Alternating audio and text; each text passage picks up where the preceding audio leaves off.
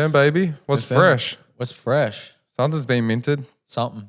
Some fresh tracks, that's what. First tracks this week coming at you live, ladies and gentlemen. Welcome to Freshly Well, Minted. probably not live. I mean, we're live. No, but you know what I mean. It won't be, you know what I'm saying?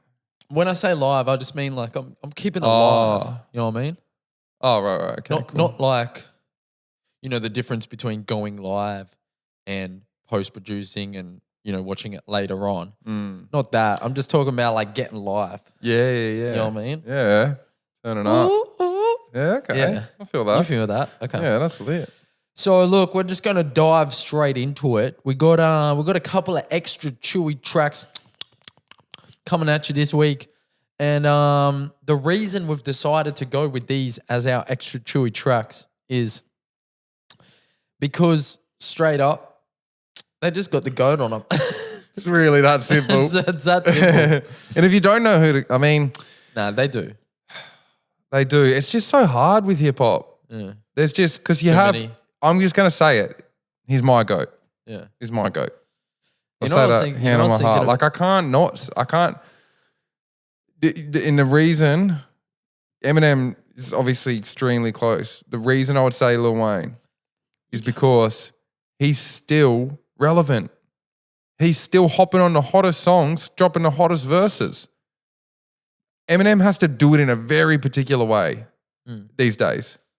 You know what I mean? And even still, you're fucking bit over it. A lot of the stuff he does.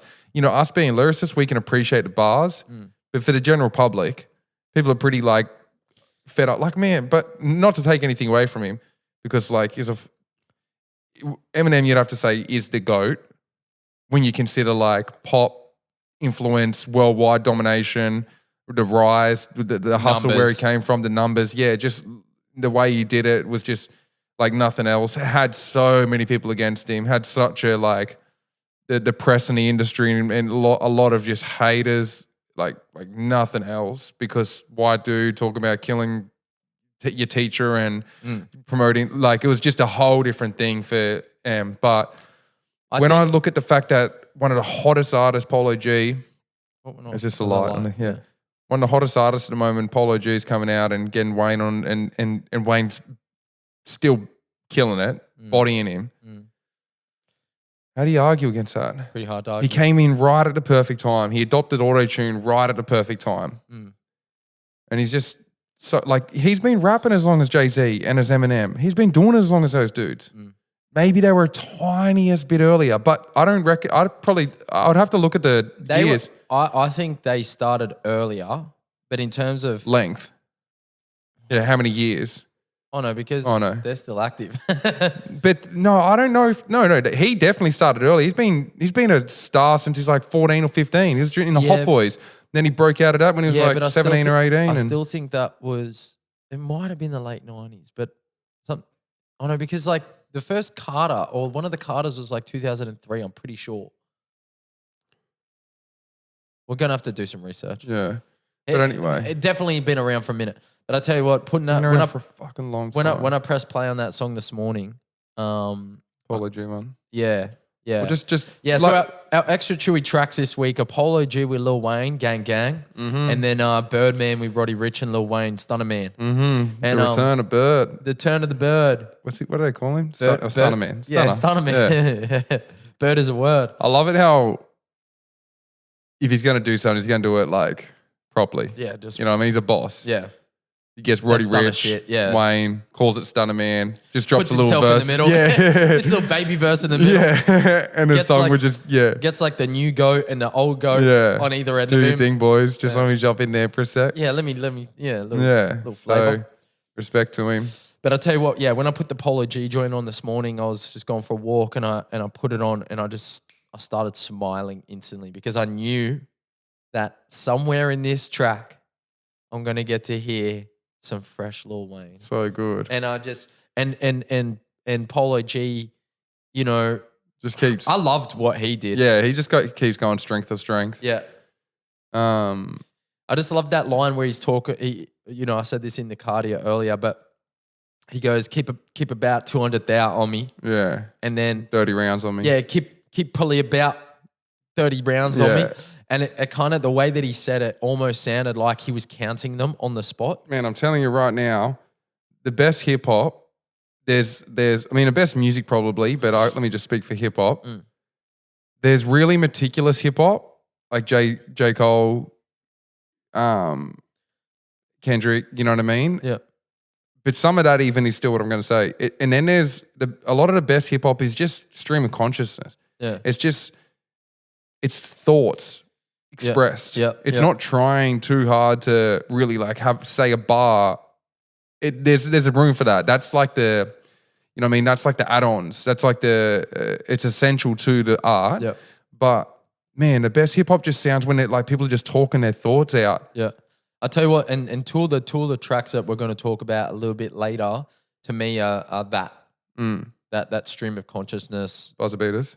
Yeah, we'll talk about them later. Yeah. But yeah, I totally agree. And then this, I mean, Roddy Ricch was brilliant. The Polo it sounded G, like it might be a little bit old, but yeah, the melody sounds really like what he was doing a year or two ago. Still sounds dope. Yeah. But like hip hop moves, the top echelon of it, like the melodies and the best artists, Lil Baby and Roddy Ricch and like Wayne and all those, like those, it's like moves pretty quickly, and you can, and especially when he had such a big rise, Roddy Ricch, with like the box and that whole album, and so yeah, sounds like it might be a little bit old, but still sounds dope. Still pretty dope. Still really dope. He goes, and I like those hooks. I like hooks like that are just like, they just don't give a fuck. They're not trying to like it sounds dope, don't get me wrong, but it's not like trying to like simplify it and make it as punchy and, you know what I mean, as possible. It's just sort of like, I'm just rapping and singing and doing my thing, and now I'm still rapping and singing and doing my thing. You know what I mean? Because it's like almost 2 8 bars. Yeah. You know what I mean? So pretty dope. Yep. Sorry. No, it's good. That's good. I was just gonna say this. The Roddy Ricch line. He goes, I'm shitting on dudes' diarrhea shit. Yeah. There's a lot of fake dudes. I'm gonna diarrhea. Yeah. Yeah. Diarrhea Just bends it so perfectly. Yeah, bend it. Yeah. That's why I'm sorry to say it, but you just can't fuck with hip hop. Yeah. It's just so flexible. Other the goats of the generations past, like Beatles, for example, those artists are so great because they tap into that same thing where they're just like bending sounds and bending concepts and ideas and just like, you know, Yellow Submarine, like, but it just, they make it work. And in hip hop, some of the times you're like, what? Yeah. What did you just say? Yeah. And if you hear it out of context, that's the reaction. Yep. But when you're a hip hop head, and you're like, yeah, like we were saying about the who T.I. saying, bring him out. Oh, Barrel. When the barrel's in your mouth. Yeah, it's so dope. And there's such variation in accents in America. Yeah. Like with the East and the South and the, it's hard to yell when the barrel's in your mouth. Yeah, like how gangster is that? It's so hard.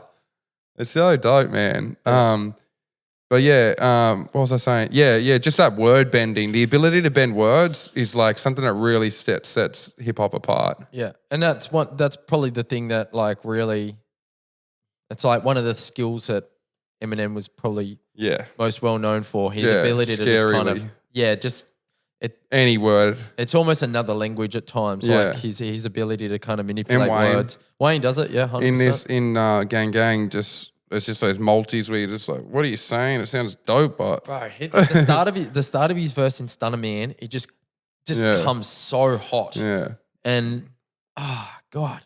I just love the context between the two, because he has a section in Gang where he's like getting really melodic with it, but then in STUNNAMAN he just comes in so hot with the flow and just and because he has that cool variation where he can do it in a talking voice like this, or he can go right up there and really like pump it out depending on what's needed.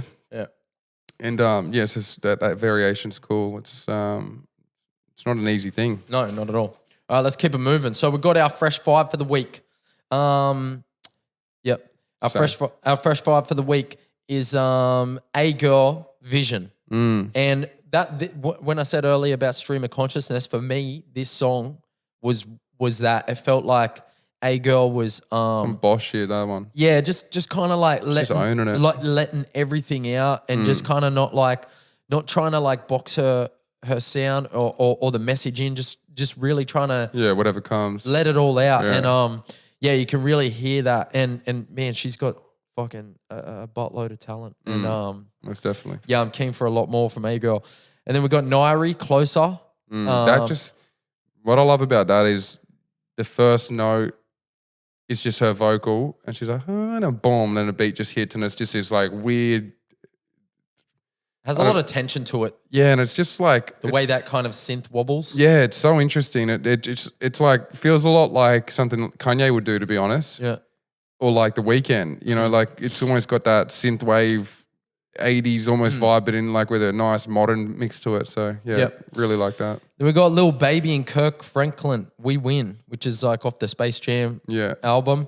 Sounded dope to hear Baby on that. Yeah, it was so cool. It was very different. Yeah. And it was cool to hear Baby on something, just that had that real triumphant kind of a lot more acoustic sounds. Yeah. Yeah. And he was like he's pretty much singing the whole way. Like, yeah, definitely. He's got surprisingly good, really good. I mean, not surprisingly, the reason he sounds so good is because within a line, it's constant voice control. Yeah, he's constantly going up and down, and he keeps the same pockets and hits the same spots, and just he sounds really nice and a really nice tone. All right, Duke Jamon and Channel Trey, just funky as fuck. Alter Ego, the name of that one, funky as fuck. I like the intro. They do like a cool little sketch. Yeah, and it sounds like it might have been orchestrated, but they've done it. That's just my professional assumption. But if they have done it, they've done it so well. It sounds so organic. It sounds so natural, like the way they're having a conversation. Yep. He goes, how'd you get a name Duke Jamon? Is it like something crazy? He's like, everyone needs an alter ego. And then just, because, it feeds the song. The song's called Alter Ego. So it sounds like it could be set up, but it also could have been. That might have been the conversation that made the song. Yeah, exactly. A Boogie with Lil Durk and 24 Hours. Nice, and A Boogie on his singing shit. Yeah. But he still get you slapped or whatever. Yeah, still get you slapped. Yeah. Yeah. And Lil Durk, another one of them names that just kind of everything he's putting out is fucking good at the moment. Yeah. Doesn't stop. Yeah. What's the one I saw him in the other day? T Grizzy one? Yes. Yeah, that's man. Yeah, that was a good song. So the more I listen to T Grizzly, the more I like him, mate. Yeah, man. He's speaking that real shit. Like it just and back to the stream of conscious sort of rapping. Like he's that's just what it is. Spitting from the heart. Yeah. And he has a real. I tell you why he's really great. Well, firstly, he's so smart the way he does the music videos. It brings a song to another level when you're watching these videos, and they're so theatrical. Yeah, they are. It's so smart, and because he's talking about what's. Yeah, he tells the story. He plays it out. And also, he has like a bit of an Eazy-E vibe about him, or just old school in general, but it's Eazy-E I think of real strongly when I hear him, because that storytelling vibe, like Eazy-E's songs would be like, I woke up, I walked down the street, I shot someone, I stole a car, I smashed some bitch, like... Yeah, whatever, he's just doing that. He's just telling like... It's like just Dear Diary almost. Yeah, exactly. And like that's the pinnacle of... what I'm talking about. Yeah. It's not trying to like make some cool ass, like it is cool in its own way, but they're not really trying to present it in a cool way. It just comes off that way. Yeah, absolutely. So yeah, tune. All right, let's get to our buzzer beaters for the week. Do you want to hit it off? Yeah, I'd Filler. My boy, shout out. Shout out Filler. One of the homies. With Riot. Yeah. Produced by, was it Hamley and... I think it was produced by Hamley and Hugh Lake. Yeah, we'll better double check on that. But even if it isn't, shout out them because they're both great producers themselves. Yeah. But either way, dope tune. Cool to see Filler doing his thing. It's clearly what he likes to do. I've seen him come out and say it's his favourite song he's written, I think. Something along those lines. Probably my favourite song of his. Yeah. I loved it. It's cool because it like taps into what he does best. It taps into like what he's already done, but a little bit more of emotion and like less showboating and more like from the heart. Yeah. You know what I mean? And it sounds cool. It's got emotion in it. And all the melodies in it sound sick. Yeah, melodies don't stop. And the way that the pre-chorus kind of builds into the chorus. Yeah, builds into the chorus, but sets this like really moody kind of vibe. And then it just kind of breaks out into this big like, you know, kind of emotional hook. Yeah, like, it's got a lot of power, a lot of energy, and I realize him like Lil Baby, to be honest, has got really good voice control. He's got a strong voice. He knows how to use his voice, and when I say he knows how to use it, I mean like I can't remember which way it goes, but he comes in. I think he comes in hard, and then like the next 8 bars or whatever, sort of like chills out, and it's just so obvious that he knows what he's doing. It's in the second verse. I know yeah, the contrast of like how he uses his voice, because you go from like yeah. Wait, what's he saying? Let me hear. Oh, okay. Yeah. Like it's like a drop essentially. You know, it perks. It's a way to just like grab your attention, just shift your like what your expectation. Yeah. So yeah, shout out. Yep. And then my buzzer beater for the week is a song called I Think of You by Morgan Wright and Endless. And Morgan Wright, I believe, is a UK-based producer. I'm not 100% sure about this. I'll have to double check. And then Endless is a Melbourne-based poet/rapper. And the reason I like this song so much is because it's just something different. You're not hearing stuff like this all the time, especially not in like a New Music Friday. It was just that stream of consciousness style where like it's a spoken word and he's just, I don't know, he's just talking his shit, saying a lot of things that are on his mind. And I think a lot of, there was a few lines in there that really did perk my interest. And like, yeah, just the way that he kind of shit that makes you think. It was. And that like usually music's making you feel. Yeah. You know, so it's cool to like, oh, wait, what? Yeah, exactly. That's a good point. Yeah. But I was a really big fan of this song, and I'm probably I am gonna listen to it at least a couple more times. Definitely. Before we sign off today, I just want to give a shout out to our boy. I plan to say this at the end. Right, yeah. No, sorry. Yeah, that's my fault. But I just wanted to give a shout out to our boy. F to the R to the A to the M to the E. F to the R to the A to the M-E. Frame Daddy. He dropped his EP Hyperspace today.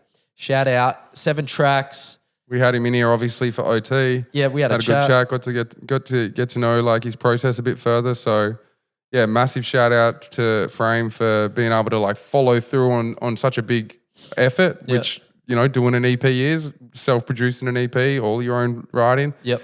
And then, you know, it probably would have been easier if he did do it literally all himself, but he did most of it himself and then got help. So then that correspondence adds a whole nother dynamic into it where you got to bounce back and forth. And yeah, so props to him for executing, because as we know, it's fucking difficult. Yeah, it's tough, man. It's tough. And I think I really liked how succinct he is in his sound on this one. Like there is a really nice... Definitely a step in the right direction for sure. Yeah, it's a really nice balance. Fire, which is the lead single, is probably my favorite song of his. Yeah. And there's another song on here called Glide that I absolutely love the shit out of. And one of the lines, I just wanted to read this one because I think this is one of the when he showed me the demo, this line piqued my interest or piqued my interest. And just after listening to it again, he goes, "Love is the root of all people, and ego's the fruit of all evil." Love is the root of all people. That is really good. And ego is the fruit of all evil. Because love is what we all were, or what we all are. It's just our ego kind of gets dropped over the top of it and we forget who we are. But I thought that was a really great line and just really make you think. Yeah, really captures kind of where he's at and what he's doing. And I thought, everything sounded good. Harry Fox on a lot of the production. He obviously had Sunday doing some production as well, but you can really hear Harry's production on especially Glide and shout out Harry. Yeah, it all sounds fucking great. So shout out Frame, shout out to the boys that he worked with and Dom as well, doing a bunch of work on that. So yeah, well done, Frame Daddy. Anyway, that's it for us on FM. Thank you for tuning in, and we'll catch y'all next week. A lot of ball. Freshly minted, new edition, yeah. LOOTRS locked in, whoa.